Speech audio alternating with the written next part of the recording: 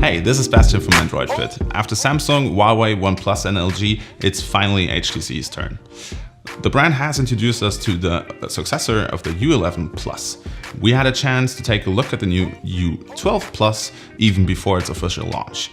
Is the best yet to come? Please take a look at our first hands-on. HTC have decided that for the time being there will only be the Plus version this year to show that the smartphone is the brand's best. The U12 Plus looks a lot like the old U11 Plus at first glance. On closer inspection, however, there are many details that show how different they are. The Gorilla Glass on the front, for example, is sharper on the edges. The edges are a millimeter narrower. The keys in the aluminium frame aren't physical buttons, but are pressure-sensitive elevations instead. HTC has therefore minimized the number of moving parts inside the smartphone and didn't even have to cut any holes into the body. The HTC U12 Plus again has a pressure-sensitive edge-sense frame.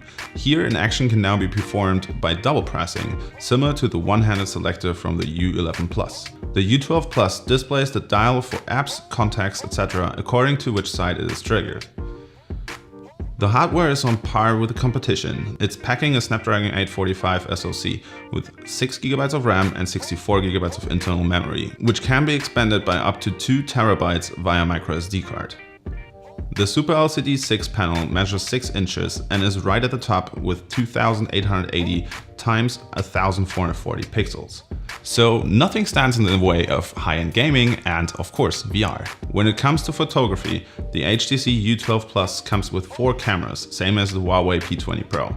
But HTC distributes the 4 cameras differently. There are 2 on the back and 2 on the front.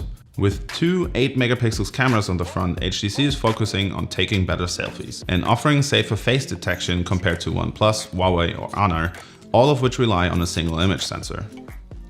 Let's look at the back. The first camera offers the standard 12 megapixels, optical image stabilizer and f1.75 aperture.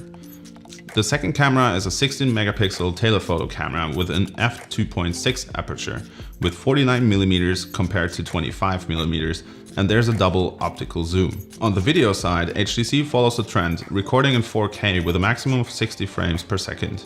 In slow motion, however, it lags behind competitors with 240 FPS in Full HD or 480 FPS in 720p. It has a smaller battery compared to the U11 Plus. We now have 3500 mAh.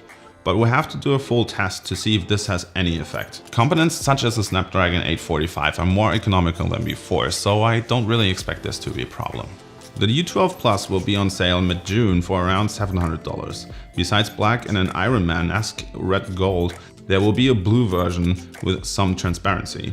As always, HTC will include its U-Sonic headset with a USB Type-C port. Do you still miss the 3.5mm headphone jack? Leave us a comment. The new HTC U12 Plus has really made a good impression in the first hands-on, despite the software not really being final. But we're actually missing a wow effect. Perhaps they're actually saving it for the coming HTC Exodus, the blockchain smartphone that we will see this year. Overall, we're impressed, but we still have to see in our full review how good the camera is, how good the performance is, how good everything is. If you're interested to know, please check our website in the coming weeks and look at our full review. Also, of course, subscribe to us. And if you like this video, please leave a like and see you next time.